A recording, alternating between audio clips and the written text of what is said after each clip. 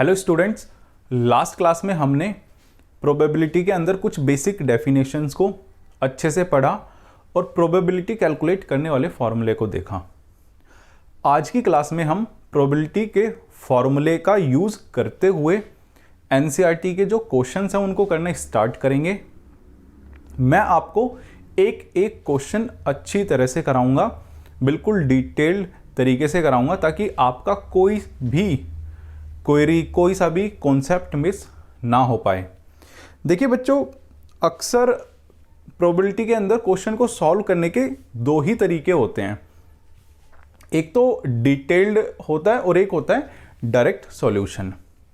अगर मैं एग्जाम के पॉइंट ऑफ व्यू से बात करूं तो डिटेल्ड सॉल्यूशन आपको थोड़े नंबर ज़्यादा दिला देगा। तो मैं ये कह सकता हूं कि एग्जाम के पॉइंट ऑफ व्यू से जब आप प्रिपेयर करते हो किसी क्वेश्चन को तो इस तरीके से डिटेल्ड तरीके से लिखना ज़्यादा अच्छा रहेगा। बट अगर कहीं किसी क्वेश्चन में मान लो एमसीक्यू आ गया या फिर आपके पास टाइम कम है क्वेश्चन को सॉल्व करने का, या फिर आपको कम टाइम में ज़्यादा से ज़्यादा क्वेश्चंस की प्रैक्टिस करनी है, तो उस केस में आपको क्वेश्चन का सॉल्यूशन है जो डायरेक्टली निकालना होगा। तो मैं आपको दोनों ही तरीके से क्वेश्चन को कराऊंगा और कुछ क्वेश्चन आपको डायरेक्टली भी दिखाऊंगा करके, ताकि आपको दोनों तरीके के अंदर डिफरेंस पता चले। तो आइए बच्चों, सबसे पहले हम डायरेक्ट सॉल्यूशन की बात करते हैं। देखिए, डायरेक्ट सॉल्यूशन में हमें करना क्या होगा, सिंपली देखो एक छोटा सा काम आपको करना होगा।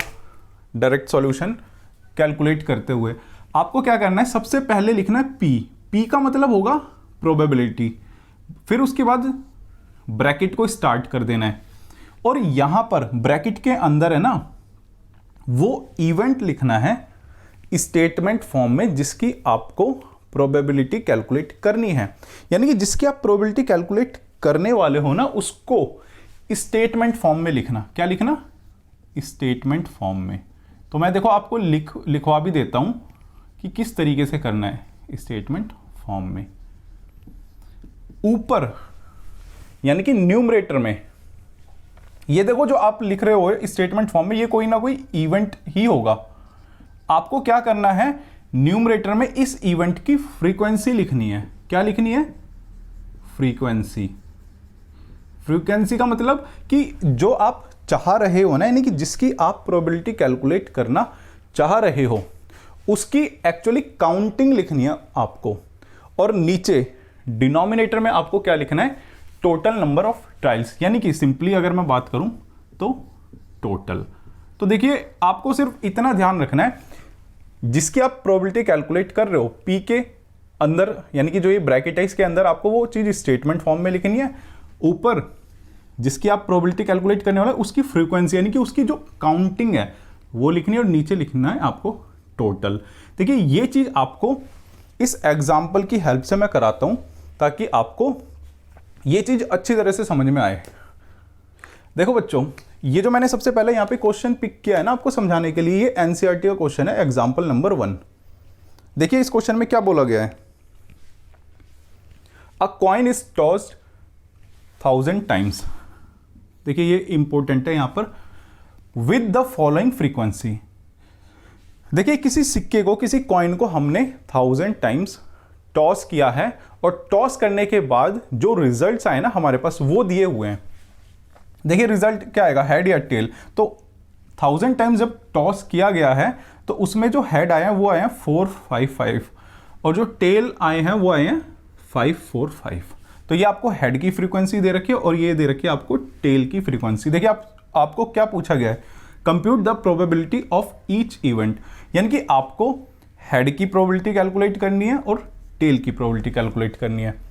देखिए मैंने आपको क्या कहा था, जब आप ये डायरेक्टली सॉल्व करोगे क्वेश्चन को, मैंने क्या कहा था कि सबसे पहले आप पी लगाओ।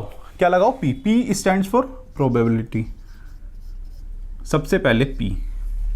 अब जिसकी आपको प्रोबेबिलिटी निकालनी है उसको लिखो। किसकी प्रोबेबिलिटी निकालनी है हमें? हेड की। मैंने क्या कहा था, अब ये जो लिखा है ना आपने इवेंट, इसकी फ्रीक्वेंसी देखो, फ्रीक्वेंसी कितनी है? 455 डिवाइडेड बाय आएगा टोटल नंबर ऑफ ट्रायल्स, यानी कि टोटल वो कितना है यहाँ पे 1,000। देखिए मैंने लास्ट क्लास में जो इंट्रोडक्शन वाली क्लास थी उसमें आपको बताया था कि नंबर ऑफ ट्रायल्स क्या होते हैं। अगर किसी बच्चे ने नहीं देखा तो वो वीडियो देख कर आओ, तो आप डायरेक्टली देखकर लिख दोगे कि भैया नंबर ऑफ ट्रायल्स कितने होंगे। देखिए अगर आप इसको आगे सॉल्व करोगे तो 1 2 3 1 2 3, तो ये हो जाएगा 0.455। ये हो गया बच्चों इसका आंसर। अब देखिए आपको किसकी, हर एक इवेंट की प्रोबेबिलिटी कैलकुलेट करनी है ना। हेड की तो हमने प्रोबेबिलिटी कैलकुलेट कर ली, अब करनी है अपने को टेल की। तो इसी तरीके से आपको पहले लिखना है P, जिसकी प्रोबेबिलिटी कैलकुलेट करनी है, किसकी करनी है, टेल की। अब क्या करना है, टेल की फ्रीक्वेंसी न्यूमरेटर में लिखनी है, क्या है 545 डिवाइडेड बाय 1000, तो ये आ जाएगा बच्चों 0.545। देखो कितना इजी है। आई होप आपको आपको डायरेक्ट सॉल्यूशन समझ में आया होगा। अब मैं आपको इस क्वेश्चन का डिटेल सॉल्यूशन समझाता हूं। बच्चों अब हम डिटेल सॉल्यूशन देखने वाले हैं। देखिए डिटेल सॉल्यूशन में कुछ भी नहीं है, आपको सिंपली एक काम करना है। ये जो इवेंट आपने लिखा है ना स्टेटमेंट फॉर्म में, इसको किसी कैपिटल अल्फाबेट का नाम दे देना है, और किस तरीके से देना है, किस तरीके से स्टेटमेंट लिखनी है वो मैं आपको बताता हूं। देखो सबसे पहले आपको लिखना है लेट। अब जो भी आप कैपिटल अल्फाबेट यूज करने वाले हो ये आपके ऊपर है। आप चाहो तो कैपिटल ई यूज करो, आप चाहो तो कैपिटल एफ यूज करो, कुछ भी यूज कर सकते हो, E1 E2 कुछ भी। तो हम क्या कर रहे हैं, ई यूज कर रहे हैं, कैपिटल ई, लेट ई। देखिए आपको इसी तरीके से लिखना है, पेट लैंग्वेज इसी तरीके से रहेगी, let E be the event. आप क्या कर रहे हो, किसी इवेंट को नाम दे रहे हो ना कैपिटल अल्फाबेट का, और ये इवेंट क्या है ये लिख दो, let E be the event of getting head. देखिए मैंने क्या किया है, जो यहां पर, यानी कि इसको देखिए यहां पर, देखिए जो यहां पर ये इवेंट था इसको मैंने कैपिटल अल्फाबेट से रिप्लेस कर दिया। और कैपिटल अल्फाबेट क्या है, ई। और किस तरीके से रिप्लेस किया है, मैंने लिखा है लेट, जो मैं कैपिटल अल्फाबेट यूज करने वाला हूं, यहां पर मैं यूज करने वाला हूं ई be the event of getting, जो भी आप, जिसकी भी आप प्रोबेबिलिटी निकाल रहे हो यहां पर वो लिख दो। तो देखिए ये और ये इतनी तो देखो आपकी ये पेट लैंग्वेज रहेगी, ये हर जगह काम आएगी। गेटिंग ये चेंज होता रहेगा विद द क्वेश्चन, जैसे जैसे क्वेश्चंस आएंगे। अब आपको देखो प्रोबेबिलिटी कैलकुलेट करने के लिए दो ही चीजें चाहिए।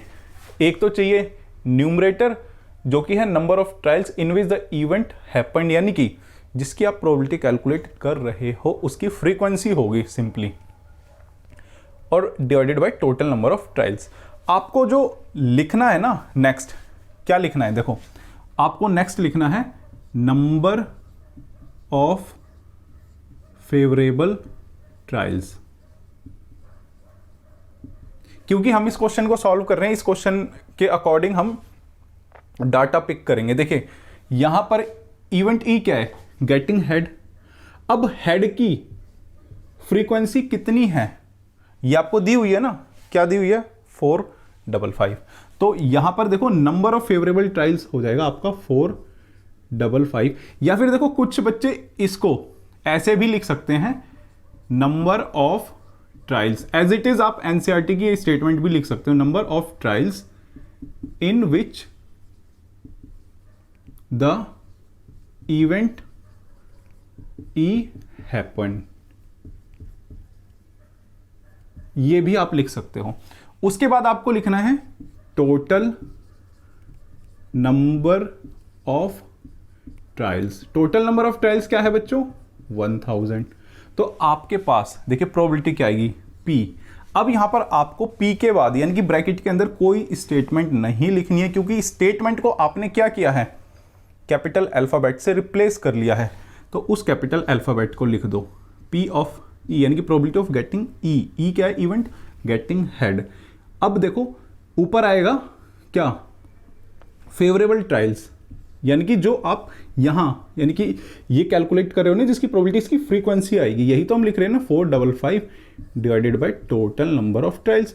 ये अगर आप सॉल्व करोगे तो 0.455। आई होप आपको ये थोड़ा डिटेल्ड सॉल्यूशन अच्छे से समझ में आया होगा। देखिए बच्चों, कुछ इस तरीके का ही सॉल्यूशन आपको पेपर में करना होता है, तभी आपको फुल मार्क्स मिलते हैं। अगर आप डायरेक्टली ये कर दोगे, देखिए नंबर तो ये भी दिला देगा, बट ऑब्वियसली बात है ये सॉल्यूशन एग्जामिनर को ज़्यादा इंप्रेस करेगा। ये तो हो गया बच्चों, हेड की बात कर ली हमने। ऐसे ही देखो टेल की बात करते हैं, तो कैसे लिखना है। अगेन आपको वही चीज़ करनी है, जिस भी इवेंट की आप प्रोबेबिलिटी कैलकुलेट कर रहे हो उसको किसी कैपिटल अल्फाबेट का नाम देना है। हमने ई यहां पर दे दिया है, तो अब एक काम करो, एफ दे दो नाम, लेट। देखो, let F be the event of getting head, sorry tail. ये हमने किया है, कैपिटल एफ है जो, इसको एक इवेंट कंसीडर कर लिया, क्या, गेटिंग टेल। अब आपको क्या करना है, देखो नंबर ऑफ फेवरेबल ट्रायल्स लिखने, यानी कि जो टेल है उसकी फ्रीक्वेंसी लिखनी है आपको, यानी कि जितनी बार टेल आया है। कितनी बार टेल आया है, 545। और देखो बच्चों, टोटल नंबर ऑफ ट्रायल्स तो सेम ही रहेंगे इस क्वेश्चन में, इसलिए मैं वो नहीं लिख रहा हूं। तो आपके पास P stands for probability of, probability किसकी निकालते हैं, किसी इवेंट की निकालते हैं ना, और इवेंट आपने क्या कंसीडर किया है, कैपिटल अल्फाबेट, जो कि यहां पर है F. Probability of getting event क्या, टेल, गेटिंग टेल। ये क्या आ जाएगा, न्यूमरेटर क्या आएगा, 545। यानी कि जो आप प्रोबेबिलिटी कैलकुलेट कर रहे हो जिसकी, उसकी फ्रीक्वेंसी क्या है, 545 divided by total number of trials, तो ये आ जाएगा 0.545। बच्चों देखो, मैंने ना पूरी कोशिश की है कि आपको डिटेल्ड सॉल्यूशन अच्छे से समझाया जाए और डायरेक्ट सॉल्यूशन भी। अब देखिए, हम आगे के जो कुछ क्वेश्चंस करने वाले हैं ना, वो डायरेक्ट सॉल्यूशन की हेल्प से करेंगे, यानी कि उनमें जो हम सॉल्यूशन निकालेंगे ना वो डायरेक्ट निकालेंगे। देखिए, अगर आप इसको समझ गए हो तो आप इसको अब किसी भी क्वेश्चन में अप्लाई कर सकते हो। तो आइए बच्चों, फटाफट हम आगे के क्वेश्चंस को पिक करते हैं। बच्चों, अब मैंने नेक्स्ट क्वेश्चन एनसीईआरटी का एग्जाम्पल नंबर 2 लिया है। देखिए, इस क्वेश्चन में क्या बोला गया है, 2 coins are tossed simultaneously 500 times. यानी कि हमने क्या किया है कि 2 कॉइन्स को 500 टाइम्स टॉस किया, यानी कि एक कॉइन को ऐसे रखा, एक कॉइन को ऐसे रखा, और इन दोनों कॉइन को ऐसे हमने टॉस कर दिया। तो ऐसे हमने कितनी बार किया है, 500 टाइम्स हमने दोनों कॉइन को टॉस किया है एक साथ। एंड वी गेट, हमारे पास देखिए क्या आया, क्या रिजल्ट्स आए हैं, 2 head 105 times, 1 head 275 times, no head 120 times. और आपसे देखिए क्या पूछा गया, find the probability of occurrence of each of these events. और आपसे प्रोबेबिलिटी पूछी गई है इन इवेंट्स की। देखिए बच्चों, क्वेश्चन का सॉल्यूशन तो हम बाद में करेंगे, मैं आपको पहले यहां पर है ना कुछ बेसिक फैक्ट्स बताना चाहता हूं इस क्वेश्चन के अंदर। देखिए, जब भी आप है ना 2 कॉइन को टॉस करोगे तो उस केस में हमारे पास क्या क्या पॉसिबल आउटकम्स हो सकते हैं। क्या क्या आउटकम्स हो सकते हैं बच्चों, या तो दोनों बार हेड आ जाए, या तो हेड टेल आ जाए, यानी कि फर्स्ट कॉइन पर हेड, सेकंड कॉइन पर टेल, या फिर फर्स्ट कॉइन पर टेल आ जाए और सेकंड पर हेड, या फिर दोनों पर टेल आ जाए। इसके अलावा और कोई आउटकम्स पॉसिबल ही नहीं है। अब देखिए, मैंने ना आपको एक बहुत ही अच्छी चीज बताई थी कि इवेंट की डेफिनेशन बताई थी। इवेंट क्या होता है, देखिए इवेंट क्या होता है, जो ये आउटकम्स है ना इनकी कुछ कलेक्शन को ही इवेंट बोला जाता है। यानी कि अगर मैं मान लो इसमें 4 मेंबर्स हैं, अगर इसमें से उठाकर एक मेंबर को लिख दूं या फिर 2 मेंबर्स को एक साथ लिख दूं तो इवेंट ही बोला जाएगा। तो ये मैं बोल सकता हूं कि हेड हेड एक इवेंट है, बिल्कुल, क्योंकि ये क्या है, इसका एक पार्ट है, इसका एक फैमिली मेंबर है। ऐसे ही टेल टेल एक इवेंट है, बिल्कुल एक इवेंट है। ऐसे ही अगर मैं बोलूँ हेड टेल और टेल हेड, क्या ये इवेंट है? बिल्कुल एक इवेंट है। अब देखिए क्वेश्चन में आपसे क्या पूछा गया है, प्रोबेबिलिटी तो पूछी गई है, इवेंट की पूछी गई है। तो सबसे पहले तो आपको ये दिखाना जरूरी था कि भैया इवेंट है क्या यहां पर। देखिए ये क्या है, टू हेड, टू हेड का मतलब head head, one head, one head का मतलब क्या है, हेड टेल और टेल हेड, यानी कि इनमें एक ही बार हेड है ना। और यहां पर नो हेड का मतलब टेल टेल। तो देखिए आप, हेड हेड एक इवेंट है, बिल्कुल एक इवेंट है, मैंने आपको भी समझाया। ऐसे ही हेड टेल टेल हेड, क्या ये इवेंट है? बिल्कुल इवेंट है, मैंने अभी बताया आपको। क्यों? क्योंकि ये क्या है, इसका एक पार्ट है ना, इसकी कुछ कलेक्शन है। कुछ में देखिए एक भी आ सकता है, दो भी, तीन, चार, चार से ज्यादा नहीं जा सकते क्योंकि चार ही आउटकम्स हैं। क्योंकि आपको प्रोबेबिलिटी कैलकुलेट देखिए किसकी करनी है, इवेंट्स की ना, तो इसलिए आपको यहाँ इवेंट्स थोड़ा दिखाना जरूरी था, थोड़ा आपको समझाना जरूरी था। और आपको पता है कि हम जो प्रोबेबिलिटी कैलकुलेट करते हैं वो किसी इवेंट की ही कैलकुलेट करते हैं। और अब हम यहां पर डायरेक्टली सॉल्यूशन लिखने वाले हैं। देखिए कैसे, मैंने आपको क्या बताया था, P लिखो, अंदर लिख दो स्टेटमेंट, यानी कि जिसकी आपको प्रोबेबिलिटी कैलकुलेट करनी है। किसकी प्रोबेबिलिटी कैलकुलेट करनी है? टू हेड की, टू हेड्स। इसको आप ऐसे भी लिख सकते हो, हेड हेड, ऐसे भी लिख सकते हो। अब देखिए जो आप प्रोबेबिलिटी कैलकुलेट कर रहे हो उसकी फ्रीक्वेंसी आएगी न्यूमरेटर में। फ्रीक्वेंसी क्या है? 105 डिवाइडेड बाय टोटल, टोटल क्या है? 500। अब बच्चों अगर मैं इसको सॉल्व करूं आगे, 21100, अगर मैं इसको सॉल्व करूं तो ये आ जाएगा 0.21 डेसिमल फॉर्म में। ऐसे ही अगर मैं नेक्स्ट की बात करता हूं, वन हेड, वन हेड का मतलब वन हेड, वन हेड का मतलब head tail and tail head, यही तो होगा ना। ये क्या आएगा? इसकी फ्रीक्वेंसी, इसकी फ्रीक्वेंसी कितनी दी हुई है? 275। इसको एक काम करते हैं, मिटा देते हैं। 275 डिवाइडेड बाय 500, 5 से इसको कैंसिल आउट करूंगा तो ये हो जाएगा 5 5 से 25, 100, ये आ जाएगा 0.55। ऐसे ही अगर मैं कैलकुलेट करूं थर्ड की प्रोबेबिलिटी, यानी कि टेल टेल की, देखिए मैं इसको यहां पर करा देता हूं, प्रोबेबिलिटी ऑफ टेल टेल, यानी कि नो हेड। नो हेड को देखो मैं ऐसे भी लिख सकता हूं, टू टेल्स। इसकी प्रोबेबिलिटी क्या होगी? इसकी हमें क्या लिखनी है न्यूमरेटर में? फ्रीक्वेंसी। फ्रीक्वेंसी क्या दी हुई है? 120 डिवाइडेड बाय टोटल, टोटल क्या दिया हुआ है? 500। अब इसको अगर मैं कैंसिल आउट करूं तो ये आएगा 5 2 से 10, 4 डिवाइडेड बाय 100, यानी कि ये आ जाएगा 0.24। तो बच्चों देखो कितना इजी सॉल्यूशन था। हाँ, आंसर फर्स्ट पार्ट ये, सेकंड पार्ट ये और थर्ड पार्ट ये। तो देखिए ऐसा नहीं है कि क्वेश्चन को हमने देखा और फटाफट सॉल्यूशन पर टूट पड़े। सबसे पहले तो आपको देखिए ये दिखाना जरूरी था कि जो आप प्रोबेबिलिटी कैलकुलेट कर रहे हो जिस इवेंट की, वो है क्या एक्चुअली, क्या वो हकीकत में इवेंट है? इवेंट है बिल्कुल। सबसे पहले मैंने आपको यही बताया, बस उसके बाद निकाल लो एज पर डेफिनेशन जो प्रोबेबिलिटी की है। तो बच्चों देखो ये चीज़ें आपको है ना करते करते समझ में आएगी।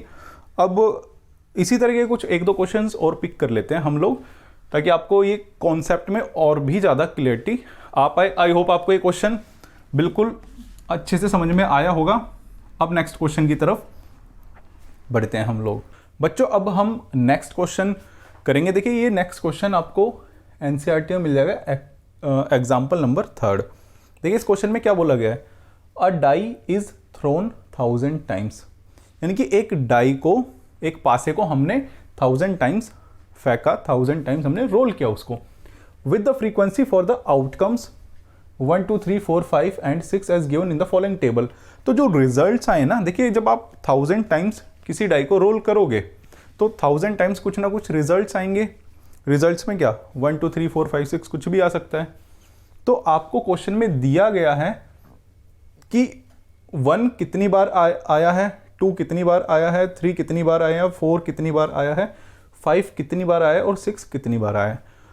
और क्वेश्चन में देखिए क्या पूछा गया आपसे, find the probability of getting each outcome. देखिए यहां पर इस चीज को बड़े ध्यान से सुनना, ये लिखा है ईच आउटकम। देखिए एक बार मुझसे ना एक बच्चे ने ना एक बहुत ही अच्छा क्वेश्चन पूछा। उसने पूछा कि सर आप कहते हो कि प्रोबेबिलिटी निकलेगी इवेंट की, तो यहां पर तो आउटकम लिखा हुआ है, तो ये स्टेटमेंट क्या गलत नहीं होगी? तो देखिए बच्चे का क्वेश्चन उसकी जगह ठीक था, बट मैं आपको बताना चाहूंगा बिल्कुल स्टेटमेंट ठीक लिखे और कैसे लिखे मैं आपको बताता हूं। देखिए जब भी आप किसी डाई को रोल करोगे तो देखिए क्या क्या पॉसिबल आउटकम्स आने के, 1 2 3 4 5 6 कुछ भी आ सकता है, और इन्हीं की फ्रीक्वेंसी आपको दी हुई है। यहां लिखा है ईच आउटकम। ईच आउटकम क्या, 1 2 3 4 5 और 6। ईच आउटकम का तो मतलब यही है ना। अब आप है ना इवेंट की डेफिनेशन पर आओ। मैंने क्या कहा था, इवेंट क्या होता है, जो आउटकम्स है उसकी कुछ कलेक्शन को इवेंट बोला जाता है। कुछ में क्या होता है, एक मेंबर भी कंसीडर कर सकते हैं हम। तो देखिए ये क्या है, ये यहां से हमने क्या किया, एक मेंबर पिक किया, तो एज पर डेफिनेशन ये इवेंट होगा, बिल्कुल ये इवेंट होगा। मैंने आपको समझाया भी था। जो यहां पर हर एक जो ये आउटकम्स लिखे हैं ना, ये खुद में एक इवेंट होंगे ही होंगे। तो ये 6 के 6 क्या है, इवेंट्स होंगे, बिल्कुल ये ऑल आर इवेंट्स, ये खुद में क्या है, एक इवेंट्स है। यानी कि जो लिखा हुआ है ना ईच आउटकम, ईच आउटकम का मतलब है इवेंट्स।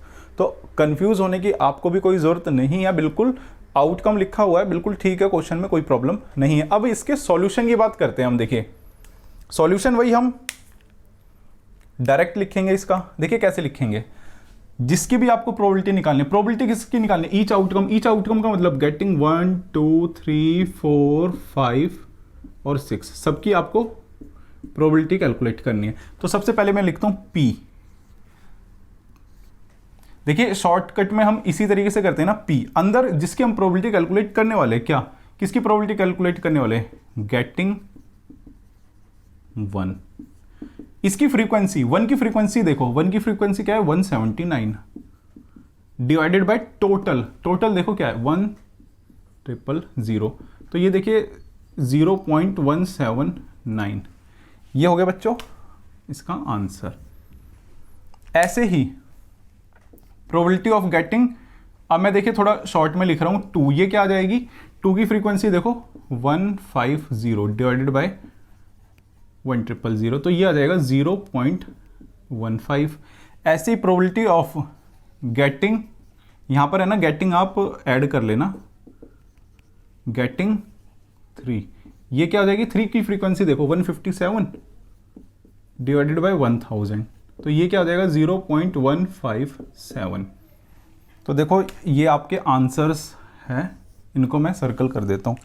ऐसे ही प्रोबेबिलिटी ऑफ गेटिंग 4, ये क्या आ जाएगी, 4 की फ्रीक्वेंसी 149 डिवाइडेड बाय 1000, ये क्या हो जाएगा 0.149।